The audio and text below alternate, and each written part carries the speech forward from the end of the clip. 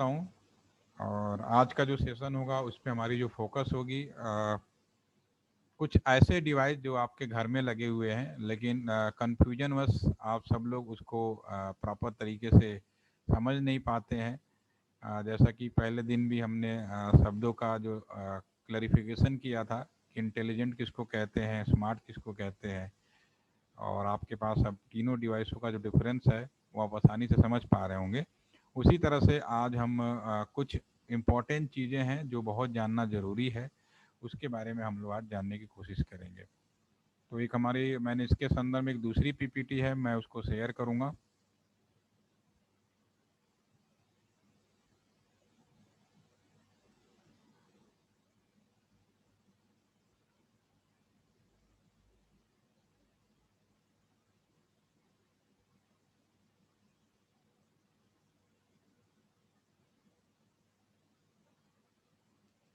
ये मेरी दूसरी पीपीटी है जो आपके स्क्रीन पे है। इसको आप कह सकते हो डेटा नेटवर्क।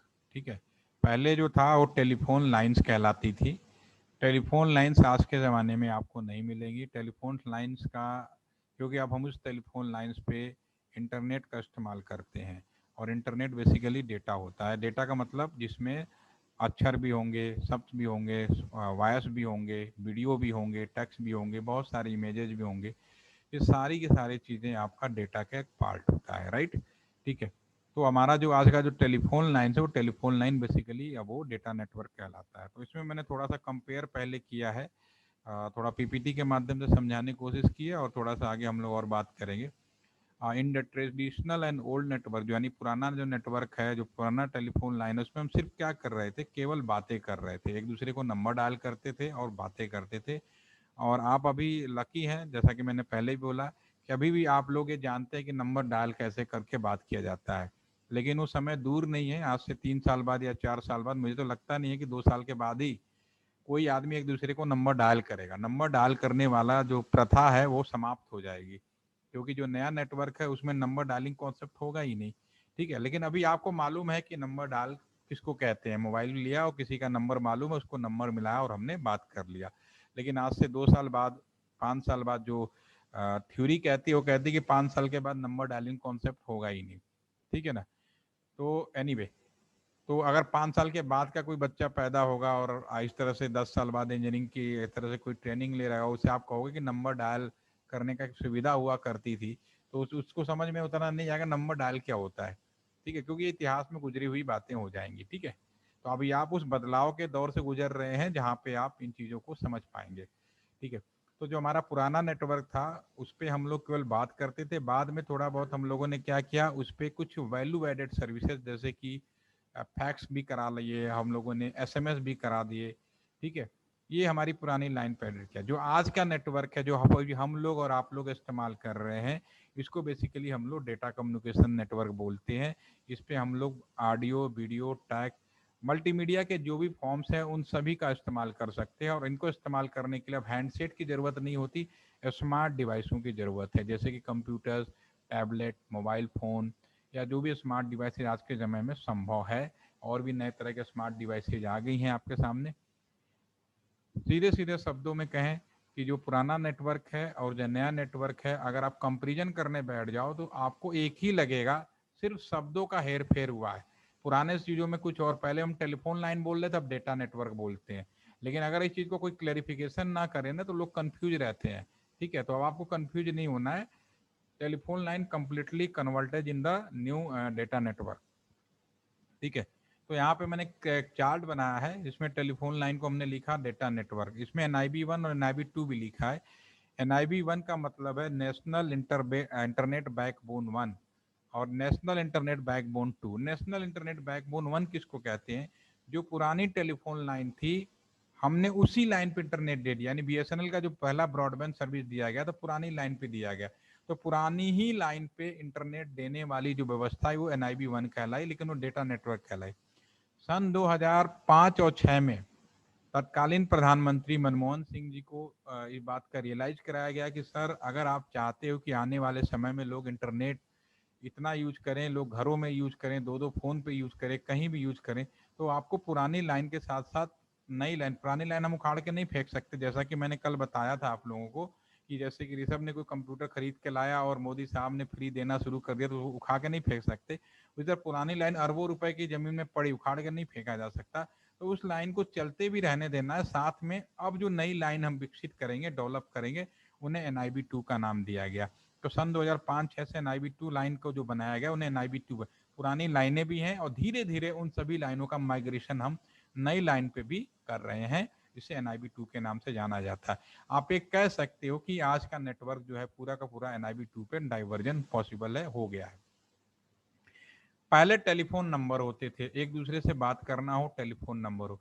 अब आपको, जैसा कि आपको पिछले 2 सेशन से ये बात समझ में आ रही होगी कि मैं वास्तव में हो क्या रहा है कि 2 कंप्यूटर आपस में कम्युनिकेट कर रहे हैं, 2 मोबाइल्स आपस में कम्युनिकेट कर रहे हैं। इंसान अब नंबर, अब जैसे अभी मैं और आप लोग जूम पे बैठे हैं, हमने कोई नंबर नहीं डाल किया, हमने सिर्फ आपको एक लिंक दिया और आपने लिंक क्लिक किया और उस लिंक से आप ज्वाइन हो गए, ठीक है। तो लिंक ऐसा नहीं कि कोई भी लिंक करेगा और कैसे, उसके पीछे ना कॉन्सेप्ट होता है। तो कायदे से हो क्या रहा है कि मेरा जो कंप्यूटर है, इसमें जो कुछ भी मैं कर रहा हूँ, ये सारा का सारा चीजें आप देख पा रहे हैं। तो सामने वाले कंप्यूटर को कैसे पता चलेगा कि ये मेरा जो कंप्यूटर है उस पर मैं कैसे जुड़ूंगा। तो पुराने टाइम में इंसान, क्योंकि पहले इंसान नंबर डाल करते थे, ठीक है ना, तो हम लोग डेसिमल नंबर समझते थे, 1 2 3 4 5 6 7 8 9 और 0 से लेके 9, टोटल 10 डिजिट, और इन्हें 10 डिजिट का हम लोग कॉम्बिनेशन बनाया करते थे। अभी भी है, हम लोग का 40 45 45 46 37, ये सब हम लोग डेसिमल में ही बात करते हैं। तो एक आम इंसान एक दूसरे को डेसिमल नंबर समझता है, लेकिन वास्तव में अब कम्युनिकेशन कौन कर रहा है? मशीनें आपस में एक दूसरे से बातें कर रही हैं। जब मशीनें आपस में एक दूसरे से बातें कर रही हैं तो डेफिनेटली मशीनें केवल बाइनरी भाषा को समझती है, वो डेसिमल नंबर को नहीं समझती है, ठीक है ना। मशीनें क्या समझती है? केवल बाइनरी भाषा को समझती है, डेसिमल नंबर को नहीं समझती है। तो अब टेलीफोन नंबर का, यानी हमारा जो कंप्यूटर, इसका टेलीफोन नंबर होगा, लेकिन वो डेसिमल फॉर्म में ना होके बाइनरी फॉर्म में होगा, यानी 0101 के फॉर्म में होगा। तो आप कह सकते हो कि मेरे जो टेलीफोन नंबर का जो बाइनरी फॉर्म है उसी को हम लोग IP एड्रेस कहते हैं। यानी कि दुनिया में जो भी कम्युनिकेशन हो रहा है, 2 मशीनें अगर आपस में बात कर रही हैं तो दोनों के पास टेलीफोन नंबर है, जिसको आप कह सकते हैं कि दोनों के पास IP एड्रेस है, क्योंकि वो बाइनरी फॉर्म को समझती है, ठीक है। इसी संदर्भ में मैं पहले एक बार वीडियो आपको एक दिखाऊंगा कि पहले 5G के कल हमने बात की थी, उसके बाद हम थोड़े से आगे बढ़ेंगे। थोड़ा सा आप देखेंगे, थोड़ा समझ में आएगा कि आने वाले समय में क्या होने वाला है। ये वीडियो भी मैं आपको शेयर करूंगा।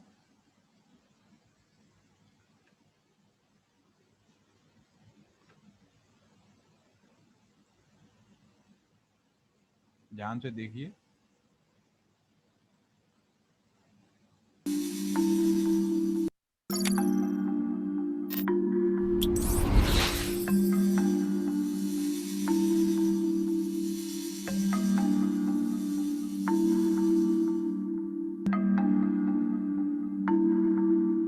आने वाला समय 5G का है, यानी मोबाइल नेटवर्क का 5वां जेनरेशन, और ये पहले के मोबाइल नेटवर्क से बिल्कुल अलग होने वाला है। 1G was about the analog phone, allowing us to make 1G ने हमें एनालॉग फोन दिया ताकि हम एक दूसरे को कॉल कर सकें। 2G के आने से मैसेज भेजना और वॉइस रिकॉर्ड करना मुमकिन हुआ। 3G स्मार्टफोन्स और डिजिटल ब्रॉडबैंड सर्विस के आसान इस्तेमाल के बारे में था। 4G ने इन सभी चीजों के लिए तेज स्पीड दी, लेकिन 5G पृथ्वी से मंगल जाने जैसा है। ये सिर्फ तेज ही नहीं बल्कि बिल्कुल अलग दुनिया है। इस दुनिया में मशीनें एक दूसरे से बातें करेंगी, आपसे बातें करेंगी, in which machines will be talking to each other and talking to you. ये मुमकिन करने के लिए कई एंटीना लगाने होंगे, हर जगह एंटीना लगाने होंगे।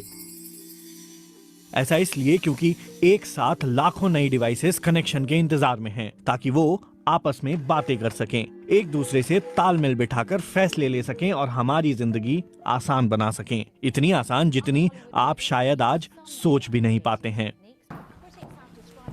TV off, lights off. TV off, lights off. ये आपको अपने घर में बिजली की खपत कंट्रोल करने में मदद करेगा। ये आपके फ्रिज को ये फैसला करने में हेल्प करेगा कि आपके लिए सब्जियां कब ऑर्डर करनी है, ताकि एक सेल्फ ड्राइविंग ट्रक उन्हें डिलीवर कर सके। बर्तन और कपड़े कब धोने हैं ये भी आपका डिशवॉशर और कपड़े धोने की मशीन खुद से समझ जाएंगे। अभी हमें अपनी मशीनों को इंस्ट्रक्शंस देने होते हैं। 5G की दुनिया में मशीनें आपसे राय लेंगी या खुद ही आपस में डिसीजन ले सकती हैं। जब मशीनें ऐसी हो जाएंगी तो इंसानों के काम नियमित तरीके से होने लगेंगे। सड़क पर चलते समय आपकी गाड़ी सोच रही होगी, किसी बिल्डिंग या किसी सड़क पर चलती साइकिल के पास से गुजरते समय आपकी गाड़ी आसपास सभी सेंसर्स से कनेक्ट रहेगी, उस ट्रैफिक लाइट से भी जो काफी दूर हो और जिसे आप देख भी नहीं सकते। सब कुछ आसान हो जाएगा। It's going to be completely seamless.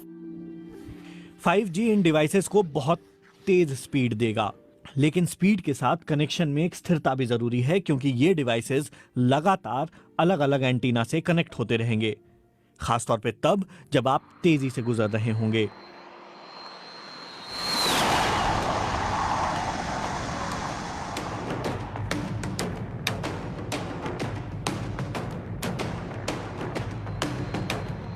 लेकिन कितनी स्पीड तक ये कनेक्शन स्टेबल रह सकते हैं?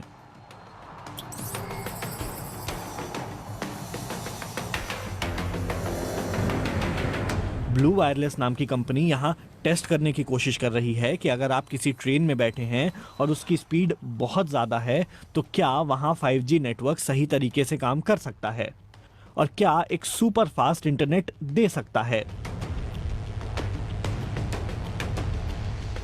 दुनिया भर में ऐसे एक्सपेरिमेंट्स किए जा रहे हैं। अमेरिका में वेरिजॉन नाम की कंपनी कुछ शहरों में ट्रायल कर रही है। ट्रायल बहुत छोटे एरिया में किए जा रहे हैं। नेटवर्क की स्पीड तो बहुत तेज है, लेकिन कंपनी को कुछ शुरुआती समस्याओं का सामना करना पड़ रहा है। उम्मीद की जा रही है कि 5G की पहली सर्विसेज प्रोवाइड करने में दक्षिण कोरिया और चीन के शहर सबसे आगे होंगे।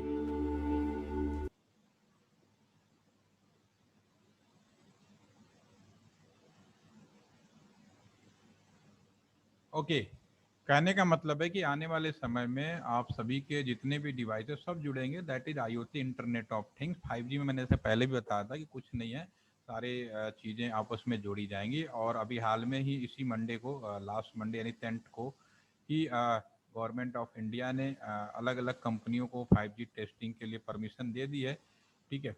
और उम्मीद है कि हमारे दिसंबर तक इंडिया के अंदर भी 5G का इनॉग्रेशन पॉसिबल हो जाएगा, वो हो जाएगा। और सबसे पहले आपका MTNL जो है इसमें आगे आने की संभावना है, ठीक है।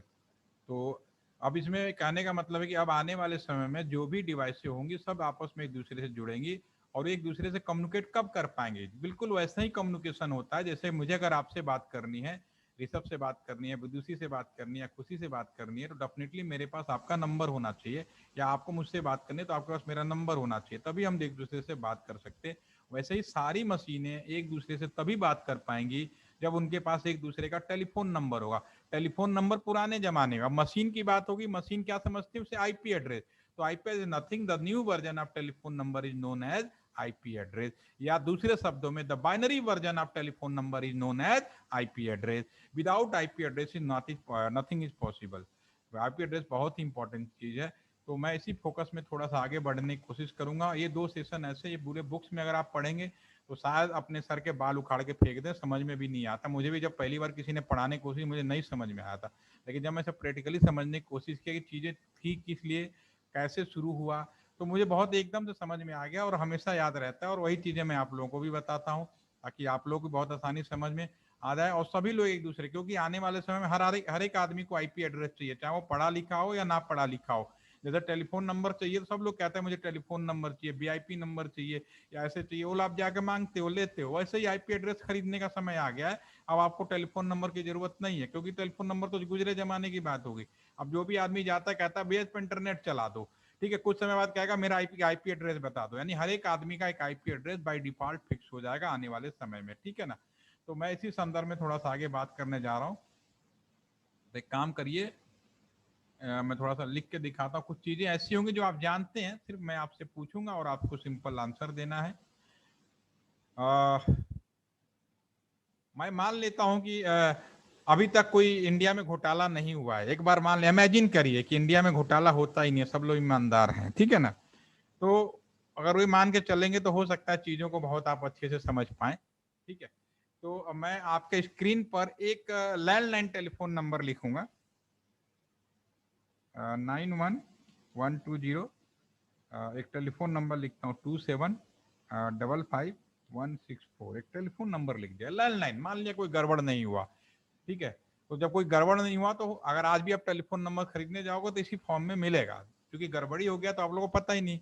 लेकिन हम लोग पहले नंबर देख के बता देते थे कि नंबर कहाँ का है। जैसे कि अभी मैं आपसे पूछूं, कोई अनम्यूट करे जिसका माइक ज्यादा अच्छा लगे। विदुषी आप अनम्यूट करिए, आपका माइक चेक करते हैं। Yes sir. विदुषी आप ये बताइए कि ये जो आपके स्क्रीन पे नंबर लिखा मैंने, अगर मैं आपसे पूछूं कि यह नंबर दुनिया के किस कोने में होगा तो क्या बताएंगे आप? सर इंडिया का टोल फ्री नंबर होगा कहीं का? नहीं, ये दुनिया के किस कोने में नंबर होगा ये पूछ रहा हूँ मैं आपको। इंडिया में। बिल्कुल बिल्कुल बिल्कुल, बहुत सिंपल, मेरा कोई सवाल ऐसा नहीं है जो आप नहीं बता सकते। आपने कहा इंडिया का होगा, क्यों बताया आपने इंडिया का होगा? सर क्योंकि कोड है +91 ना, +91, वेरी नाइस। बिल्कुल, जो जो आपको समझ में आपने कहा ये देखा, और मुझे लगता है कि आप तीनों लोगों को बहुत आसानी से बात को जानकारी है। ये 91 है, this is the country code. इसको हम क्या बोलते हैं? Country code. कहाँ का? इंडिया का है, ठीक है। और इंडिया का कंट्री कोड आप बदल सकते हो? नहीं सर। नहीं बदल सकते, बाय डिफॉल्ट फिक्स है। जब तक पूरी दुनिया का ना कोई बदलाव किया जाए तब तक ये तो फिक्स हो ही गया। अमेरिका का 1 है, इंडिया का 91 है, नेपाल का 96 है, 92 आपका पाकिस्तान का है। हर एक कंट्री का जो कंट्री कोड है वो फिक्स हो गया, वो आप बदल नहीं सकते। This is the decided. Okay okay. अब ये इंडिया, ये तो बात आपको समझ में आ गई कि ये नंबर इंडिया का। अब मैं अगर आपसे पूछूं ये इंडिया में कहाँ का है तो क्या आप बता पाएंगे? नहीं अगर सर। आपके फादर से पूछता, आपके पेरेंट्स से पूछता तो डेफिनेटली वो लोग बता देते। अब आप बता पाओगे नहीं, अभी पता चल जाएगा। बताइए क्या लगता है आपको? सर मुझे तो टोल फ्री नंबर लग रही है, कस्टमर केयर वाला। कोई बात नहीं, सेकंड जब अगर आपसे कुछ पहले जो अगला जो डिजिट है ना 2 या 3 या 4, ये जो डिजिट हो सकता है, ये 2 डिजिट का भी हो सकता है, 3 डिजिट का भी हो सकता है और 4 डिजिट का भी हो सकता है। फिलहाल मैंने यहाँ 3 डिजिट का किया हुआ। इन्हें हम लोग बेसिकली एसटीडी कोड बोलते हैं, ठीक है। ये बेसिकली क्या होता है? Area code. इंडिया के अंदर किस एरिया में आता है, तो ये हमारा जो एरिया कोड है, ये जो हमारा आता है, ये आपका गाजियाबाद का है या नोएडा का है।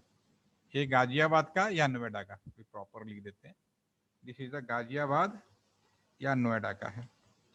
ये पहले अभी भी अगर आप लैंडलाइन लेंगे तो उसमें अभी यही मिलेगा आपको, 91 कंट्री कोड 120। दिल्ली का 11 है, मुंबई का 22 है, 33 आपका इसका कोलकाता का, 44 चेन्नई का है, 542 वाराणसी का है, 121 मेरठ का है, ठीक है। तो हर शहर का एक एरिया कोड डिसाइड किया गया था। वो 2 डिजिट का भी हो सकता है, 3 डिजिट का भी हो सकता है और आपका 4 डिजिट का हो सकता है। मैं इतना डीप में नहीं जाऊंगा, लेकिन आप समझिए इन्हें एसटीडी कोड के नाम से लोग जानते थे, ठीक है ना। यहाँ तक कोई प्रॉब्लम नहीं है, भी आपने बताया। यानी कि इंडिया में ये 2 चीजें देखकर एक आम आदमी भी, यानी आपके पेरेंट तक जो थे ना, वो आसानी से बता देते थे ये कहाँ का है नंबर देख के। जैसे कि आज भी शहर का पिन कोड होता है, पिन कोड भी इसी आधार पे बनाया गया था। पिन कोड तो बाद में आया, पहले तो ये आया था। तो पिन कोड भी हर एक शहर का पिन कोड है, लेकिन पिन कोड अभी भी चल रहा है। टेलीफोन नंबर भी अभी चल रहा है, क्योंकि अब सारे नंबर उल्टा पुल्टा इसलिए दिखाई देते हैं क्योंकि गड़बड़ हो गई। 2G स्कैम का नाम सुना ही है, 2G घोटाला आपने बहुत, हो सकता है अभी भी सुना हो। सुना कि नहीं नाम सुना? 2G घोटाला का नाम सुना आप लोगों ने? सर नाम तो सुना है पर है क्या ये नहीं पता। पता चल जाएगा, दबड़ाओ नहीं, पता चल जाएगा अभी, जब आप मुझसे जुड़े हो डेफिनेटली पता चल जाएगा, ठीक है। तो ये उसके पहले तक सब कुछ सही था, जब तक तो कोई गड़बड़ी नहीं थी, बिल्कुल सही था, सारे नंबर ऐसे ही दिए जाते थे, ठीक है। यहाँ तक का काम आदमी, अब चूंकि मैं BSNL में काम कर रहा हूँ, मैं डिपार्टमेंट ऑफ कम्युनिकेशन में काम कर रहा हूँ, ठीक है। तो अब मेरे सामने यहाँ के बाद भी मैं नंबर देख के बता सकता हूँ आगे का भी नंबर क्या होता है। अगले जो 2 डिजिट है 27, क्योंकि गाजियाबाद नोएडा भी काफी बड़ा एरिया है, तो अगले जो 2 डिजिट है 27, ठीक है ना, ये भी आपका जो है ये सब एरिया कुछ शहर के अंदर, दिस इज राजनगर, गाजियाबाद नोएडा राजनगर, ठीक है ना, राजनगर में है। यानी कि ये गाजियाबाद के राजनगर में आ गया, यहां तक भी ओके हो गया, ठीक है। अब वहां के बाद भी राजनगर भी काफी बड़ा एरिया है। गाजियाबाद का मोस्ट पॉपुलर एरिया राजनगर है, ठीक है, ये भी काफी बड़ा एरिया है। अब राजनगर में क्या है, उसके बाद जो अगला 2 डिजिट है 55, इससे डिसाइड होता था, ठीक है। ये आपका बताता था ये किस टेलीफोन एक्सचेंज का है, क्योंकि पहला जो कुछ बना था लैंडलाइन के आधार पे बनाया गया था, 5 किलोमीटर रेडियस पे। ये ALT जो कल मैंने टेलीफोन एक्सचेंज का वीडियो भी दिखाया था, ALT सेंटर टेलीफोन एक्सचेंज का VJAC, टेलीफोन एक्सचेंज का ये नंबर था, जिसे ALT टेलीफोन एक्सचेंज का नंबर था ये। यानी ALT telephone centre, ALT centre के अंदर जितने भी लैंडलाइन थे, या आप सीधा सीधा शब्दों में कह सकते हो कि जो भी आप ALT सेंटर में, ये जो नंबर है आपका, ये दो भागों में बट गया। एक यहां से लेके यहां तक 55 तक एक पार्ट ये हो गया, ये हो गया फिक्स पार्ट, और दूसरा आपका 3 डिजिट वाला ये आपका कस्टमर पार्ट। दोनों के शब्दों में लिख देता हूं, इसको हम बोलते हैं फिक्स पार्ट। जो पहला वाला ये फिक्स पार्ट हो गया।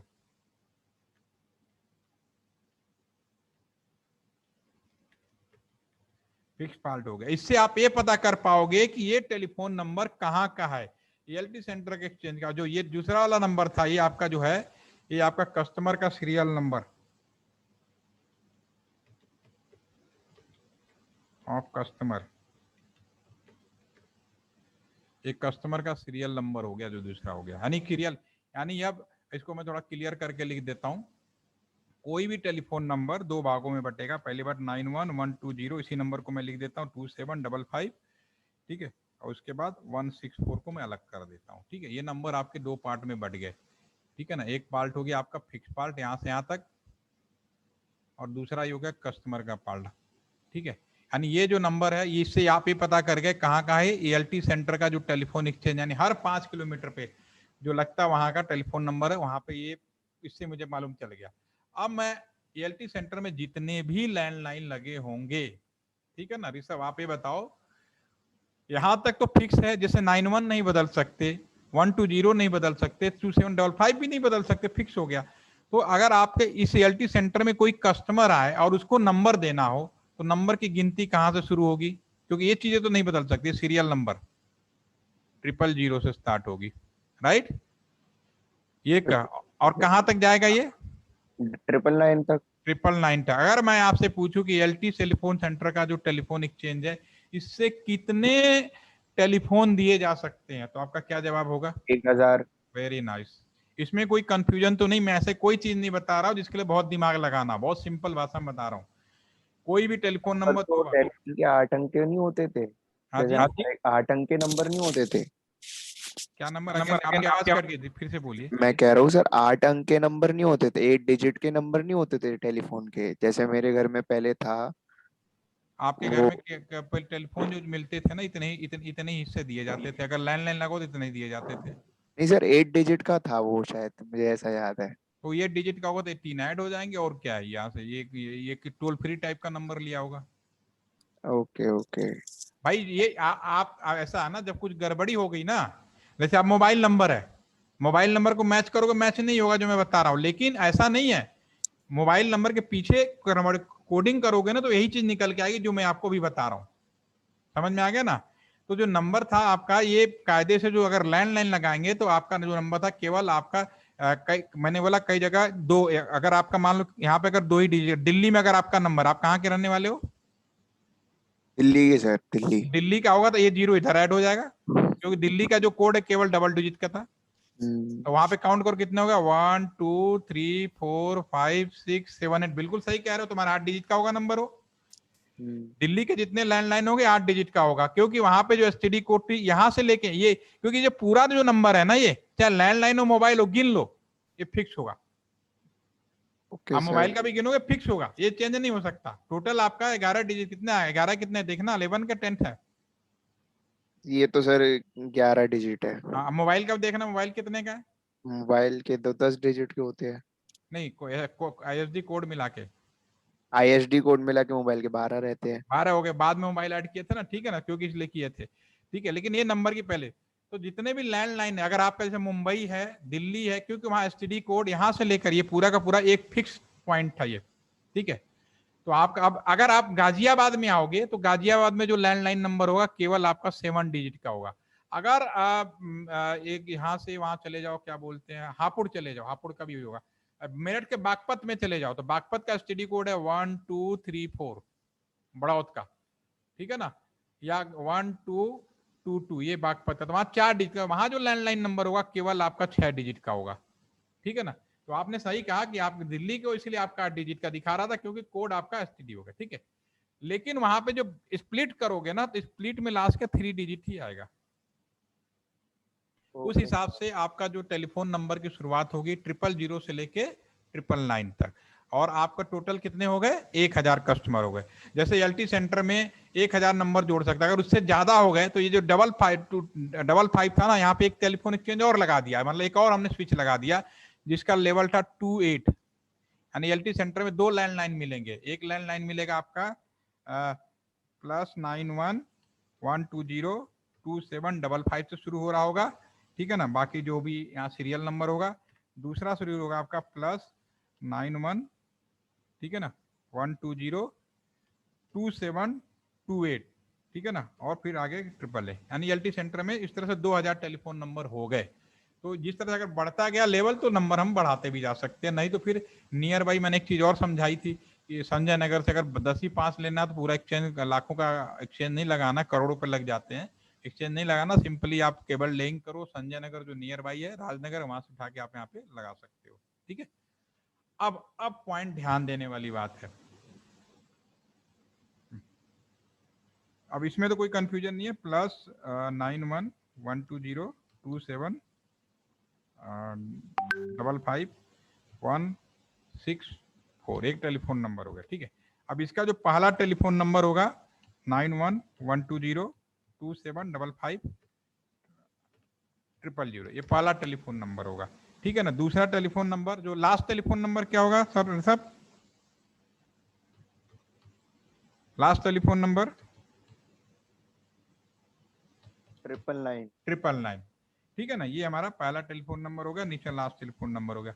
अब जो गिनती शुरू होगी यहाँ से बीच में 001 से स्टार्ट होगा, ठीक है, फिर नीचे जाएगा 002 से स्टार्ट होगा, 003 से स्टार्ट होगा, बढ़ते बढ़ते आपका 997 हो जाएगा, फिर उसके बाद आपका 998 हो जाएगा। इसमें कोई समझने कंफ्यूजन की बात नहीं। अब जो पॉइंट याद रखना वो अब समझने वाली बात है, ठीक है। जो पहला टेलीफोन नंबर होता है, अगेन रिपीट करता हूँ, ध्यान सुनिएगा, जो पहला टेलीफोन नंबर क्या है इसका, ये किसी भी कस्टमर को नहीं दिया जाता, और लास्ट टेलीफोन नंबर भी किसी भी कस्टमर को नहीं दिया जाता। The first telephone number, last telephone number किसी भी कस्टमर को नहीं दिया जाता। अगर अब आपसे मैं पूछूं कि इस टेलीफोन एक्सचेंज से कितने कस्टमर को नंबर बांट सकते हैं, 998, समझ में आ गया। अब आप याद रखिए पहला टेलीफोन नंबर क्या होता है और लास्ट टेलीफोन नंबर क्या होता है, अभी मैं आपको बताता हूं। पहली चीज तो सिंपल भाषा में, दुनिया का कोई भी टेलीफोन नंबर हो, सबका कॉन्सेप्ट एक ही है। हर टेलीफोन नंबर 2 भागों में बटा है। एक भाग से ये डिसाइड होता है कि ये टेलीफोन नंबर दुनिया के किस कोने में लगा हुआ है, दूसरा उस कस्टमर का सीरियल नंबर बताता है, ठीक है। अब हम टेलीफोन नंबर के एक्सप्लेनेशन करने जा रहे हैं, तो उसमें जो नंबर होगा, जो पहला टेलीफोन नंबर होगा, वो हम किसी कस्टमर को नहीं देते हैं, और लास्ट टेलीफोन नंबर भी नहीं देते हैं। यानी उस एक्सचेंज की जो कैपेसिटी होती है उसमें हमेशा -2 किया जाएगा, क्योंकि पहला और लास्ट किसी को भी नहीं देना है। अब मैं पहले टेलीफोन नंबर के बारे में अगर बात करूं, फर्स्ट टेलीफोन नंबर, ठीक है। जैसे कि आप एग्जाम दे रहे हैं, पढ़ाई कर रहे हैं, तो एग्जाम में आपका नाम से कोई लेना देना नहीं होता, एग्जाम में आप हमेशा रोल नंबर इस्तेमाल करते हैं, या कोई भी काम होता है हमेशा रोल नंबर या कोई डिजिट किया जाता है उससे इस्तेमाल किया जाता है। तो दुनिया की नज़र में किसी को इस बात से कोई लेना देना नहीं कि एलटी सेंटर कहाँ है, किसी को इस बात से कोई लेना देना नहीं कि कनॉट प्लेस कहाँ है, किसी को इस बात से कोई लेना देना नहीं कि आपका वाराणसी लोकेशन कहाँ है। उन्हें तो सिर्फ इस बात से मतलब है कि जैसे मेरा टेलीफोन एक्सचेंज लगा तो मेरे टेलीफोन एक्सचेंज की आईडी क्या है, उन्हीं जो। तो अगर पूछूं कि एलटी सेंटर की एक्सचेंज आईडी क्या है, what is the exchange ID, तो इसका एक्सचेंज आईडी होगा 911202755000। This is the exchange ID of LT telephone centre का, this is the exchange ID. ये जो हमारा एक्सचेंज आईडी है, यानी कि अगर अमेरिका वालों के पास कोई रिकॉर्ड होगा या वो चेक करेंगे सॉफ्टवेयर के माध्यम से किसी भी तरीके से, या पुलिस वाले, तो उनको ये नहीं कहा जाता कि एलटी सेंटर आ जाओ, उन्हें कहता भाई ये एक्सचेंज आईडी ये है, ठीक है, इस एक्सचेंज आईडी पे बात कर लेना, ये एक्सचेंज आईडी का मतलब इस एक्सचेंज से जुड़ा हुआ है। ये तो रहेगी पहला आईडी, यानी अगर एलटी के बारे में बात करें तो एक्सचेंज आईडी हो गया। नंबर 2 लास्ट टेलीफोन नंबर, ठीक है ना, ये क्या होता है, ये भी बहुत अच्छा है। देखिए आज आपका समय बहुत अच्छा है, you are the very good and उस समय में जी रहे हैं जितना सुविधाएं बहुत सारे लोग हमारे आपके पूर्वजों को नहीं मिली, और मैं भी अपने आप को लकी मानता हूं कि मैं चीज़ों को भी लेके खुद ही बना रहा हूं, खुद ही जी भी रहा हूं, ठीक है। लेकिन आप तो आए ही दुनिया में हैं, इन चीज़ों को पहले से ही लेके आ गए, ठीक है। तो आपके लिए बड़ा अच्छा है, किसी को नया साल भी वर्ल्ड विश करना हो, नए साल पे बधाई देनी हो, ईद की मुबारकबाद देनी हो, ठीक है, दिवाली की शुभकामनाएं देनी हो, ठीक है, तो क्या करते हैं आप, सिंपल है, आज की डेट में व्हाट्सएप उठाया और बिना जो कहते हैं ना आइकन बने नाक कान टकला जो भी है आपने भेज दिया, काम खत्म हो गया, या वॉइस मैसेज बना दिया, वीडियो बना दिया, बहुत सारे ऑप्शंस हैं, easy to send each and everyone.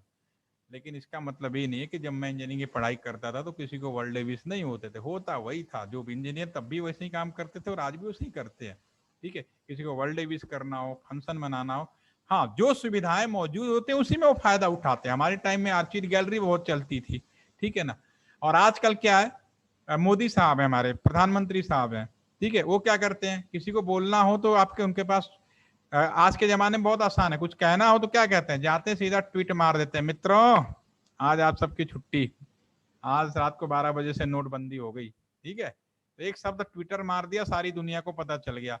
लेकिन पहले के प्रधानमंत्री कैसे करते थे, नया साल विश करना हो या कुछ कहना हो तो पहले केवल 2 ही ऑप्शन होते थे। पहला ऑप्शन रेडियो या टीवी के माध्यम से, जैसे मन की बात बोलते हैं उस तरह से प्रधानमंत्री जी बोलते थे, या दूसरा हमारा ये टेलीफोन सिस्टम होता है। पहले जब टेलीफोन उठाते थे, अभी भी है, अभी भी आपने सुना, जब टेलीफोन उठाएंगे तुरंत आपके कान में एक पहले आवाज आती थी, मैं अटल बिहारी वाजपेयी बोल रहा हूँ, क्योंकि मैंने यहाँ पे हमने लगाया था, इस वर्ड मुझे याद है, मैं भारत का प्रधानमंत्री अटल बिहारी वाजपेयी बोल रहा हूँ, आप सबको नए वर्ष पे तहे दिल से सभी को हार्दिक शुभकामनाएं देता हूँ। एक वर्ड था, उन्होंने अनाउंसमेंट किया था, तो जो फोन उठाया और उसमें से अनाउंसमेंट आ गया। ये जो अनाउंसमेंट है ये हवा में नहीं होता, किसी न किसी टेलीफोन नंबर से होता है। This is the last telephone number, this is the broadcast ID, last telephone number. ये नहीं कि हमने कोई चीज हवा में तैर रही है, ये कहीं ना कहीं किसी टेलीफोन नंबर से, तो लास्ट टेलीफोन नंबर पे ये चीज मैसेज रिकॉर्डेड होती है, और जैसे कोई फोन उठाता है तुरंत सबसे पहले लास्ट टेलीफोन नंबर से वो मैसेज चला जाता है। तो ये जो लास्ट टेलीफोन नंबर इसे हम लोग ब्रॉडकास्ट आईडी बोलते हैं। देर आर, अब आपको यह बात समझ में आ गई, कोई भी टेलीफोन नंबर 2 भागों में बटा होगा, फर्स्ट एंड लास्ट। ये मैंने आपको इसलिए बताया आईपी एड्रेस को बहुत इजी तरीके से समझाने के लिए। आईपी एड्रेस कुछ नहीं, अगर आपको ये आ गया तो आईपी एड्रेस भी समझ में आ गया, और फिर आपको कोई बेवकूफ बना ही नहीं सकता। लेकिन आप किताबों के हिसाब से पढ़ना शुरू करेंगे तो इतना कठिन लगेगा कि पता नहीं क्या है ये चीज, ठीक है। आईपी एड्रेस आप दोनों लोग में से किसको आता है, ऋषभ और विदुषी, कुछ आइडिया है या फर्स्ट टाइम सुन रहे हैं? सर आईपी 2 तरीके की होती है, आईपी वर्जन 4 और आईपी वर्जन 6। अभी वर्जन 4 वर्जन 6 का क्या, हम तो कह रहे हैं कि ये वर्जन 4 और वर्जन 6 के बारे में हम कल बात कर लेंगे, ठीक है। ओके आप जब मेरे जब मैं इतनी बता लिया तो भी बताऊंगा, वर्जन 4 वर्जन 6 इज नथिंग, ठीक है ना, उसके बारे में हम कल बात करेंगे, ठीक है। आज मैं इतना ही रखूंगा, इतना ही मैं सेशन रखना चाहता हूँ ताकि मेरे शब्द याद रहें, आप आसानी से वीडियो को भी, कल सेशन थोड़ा लंबा खींच दिया था मैंने, लेकिन मैं इतना ही सेशन रखूंगा, आधे घंटा 40 मिनट, ताकि आप सभी को याद रहे। सर जैसे हम 2 हफ्तों का है तो पूरा हो जाएगा हो हमारा? जाएगा, हो जाएगा, डोंट वरी। देखो क्या शुरू के मुझे 3 या 4 दिन स्लो चलना है, जब तक थ्योरी पोर्शन है, थ्योरी पोर्शन कभी भी मैं फास्ट नहीं चलता, ठीक है ना। और दूसरी बात मैं आप सभी को इंश्योर करता हूं, आप ये मत मान के चलो कि आपको केवल 15 दिन पढ़ना है या 12 दिन पढ़ना, आप ये सोचो 15 का 18 दिन हो जाए कोई बात नहीं, लेकिन आपको समझ में आ जाएगा। देखिए पिछला बैच जो चला था 12 अप्रैल से लेके 27 अप्रैल को, लेकिन वो बैच खत्म हुआ 5 तारीख को, क्योंकि उसमें मेरे पास 16 बच्चे थे, ठीक है, लेकिन उन बच्चों को फिर बाद में बहुत अच्छा समझ में आने लगा, तो दे विल बी गो, ठीक है। तो आप दिन के लिए बाउंड मत हो, आपको जो सर्टिफिकेट उतना ही मिलेगा जो आपके है, आपका जो भी है, जो भी आपने पेमेंट किया है दैट विल बी ओके, ठीक है। लेकिन जो कोर्स का जो पूरा कंटेंट है, जितना मुझे आपको पढ़ाना है, वो मैं पूरा का पूरा विद इन टाइम कोशिश करूंगा कि 15 दिन तो बहुत है, मुझे लगता नहीं कि 12 दिन से 13वें दिन जाने की जरूरत पड़ेगी, अगर डेली हम लोग आधे घंटा 45 मिनट भी लग जाते हैं तो, ठीक है, जरूरत नहीं पड़ेगी, मुझे पूरा उम्मीद है, क्योंकि आप 2 ही हैं, भीड़ ज्यादा होती है, बार लगता है कि थोड़ा सा वो लगता है, ठीक है ना। ओके। परेशान मत होइए, मेरी जिम्मेदारी है, टाइम का परेशान टेंशन नहीं लेना, लेकिन कोशिश, क्योंकि आपको खत्म करेंगे तभी मैं अगला बैच चला पाऊंगा। बिल्कुल ठीक है। सर।